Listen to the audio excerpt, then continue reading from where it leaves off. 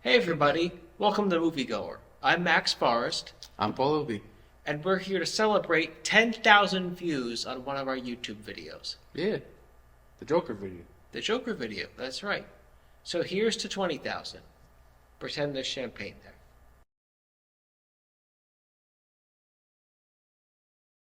So the summary. Now Paul expressed to me how much he hated Salem's Lot, so I didn't even bother to watch it. I watched In a Violent Nature. So for the spoiler-free summary, let's first take a look at the internet synopsis.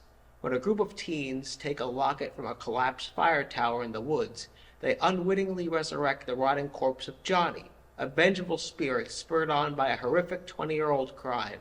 The undead killer soon embarks on a bloody rampage to retrieve the stolen locket, methodically slaughtering anyone who gets in his way. Described as an art house slasher, it follows a mute killer from behind and only from behind for the entire movie. Likes, loves, dislikes. Now, I know people who despise this movie for the same reason I like it.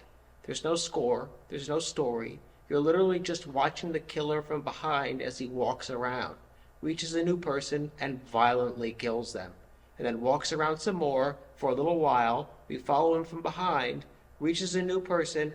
You get it. I dug it. Now, it's not me who came up with this, but it's doubletoasted.com's joke, pointing out how somehow these scrawny kids like Johnny or Jason Voorhees come back swole as fuck. I thought it was a funny observation. Now for some dislikes. You're just watching the killer walk around from behind. It does get old. I liked it, but it does get old. Not to say I didn't appreciate the originality, but it does get old. Walk, walk, walk, brutal murder. Walk, walk, walk, murder, bleh, bleh.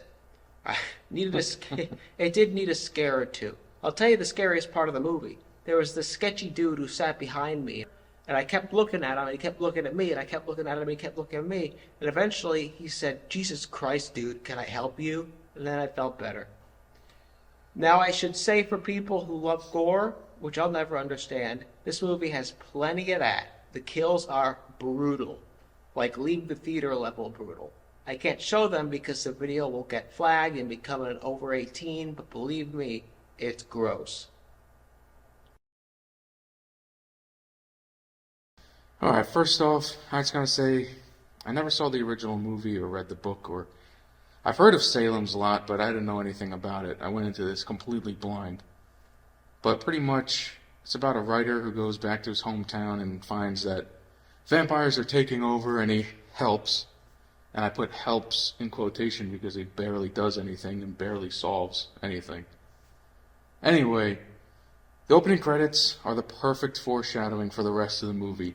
Cheap and a blatant ripoff of any of those, like those Netflix horror original series. Mike Flanagan. Yeah, exactly. Literally, the entire movie had this Mike Flanagan kind of look. Very soft, even exposure, but no interesting set design. Nothing interesting to look at. Unlike like Haunting of Hill House or Haunting of Bly Manor. Beautiful. So right in the first scene, there's these two dorks that are bringing in the coffin of like the main bad vampire into a cellar, and one of the guys goes like, "Oh, they can't see anything, oh," and like knocks into a shelf. I'm like, come on, dude. It's literally perfectly lit and exposed. Like, get out of here. Like, you can see everything. Anyway, there's a way to show dark, low-light environments that look natural. I mean, I've done it myself on a bunch of other features and other stuff I've shot for a tiny fraction of the budget. Anyway, the whole situation came off very forced, which is how the whole movie felt. The main characters were bland and robotic, no chemistry at all. Every line of dialogue felt like a lifeless script reading. The only competent character, actually, was this 11-year-old boy named Mark. He was pretty cool, actually. He's the only one that actually accomplished anything.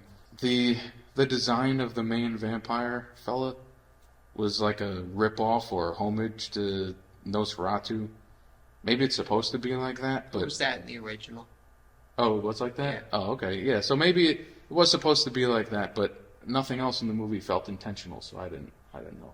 And apparently rabies shots can help you from stop becoming a vampire. I don't know. Nothing was really explained. There's small glimpses of a much better movie hidden in there. Nothing really scary, but there was this one scene that takes place in a backyard, a foggy backyard, where the vampire fella is stalking the kid, and he's like messing with the environment, and it looks cool. You know, the shots, like, it was nice. It looked cool. It would have looked a lot cooler, though, if it wasn't for the awful quality of streaming. Now, this isn't points against the film or anything, but man, watching anything on streaming sucks. Especially if there's the soft, even gradients. The banding and pixelation in the shadows were really distracting. The highlights weren't too bad, though. Now, look, I know I'm in the minority here, but I'm always going to be an advocate for physical media. But that's a rant for a different day. But whatever, man. This movie isn't the worst thing I've ever seen. Definitely a thumbs down.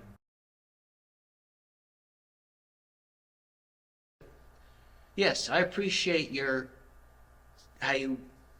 technical. Yeah, I mean, Get it, because that's what you do. You're a what are you? cinematography. Cinematographer, right? I don't know anything about that.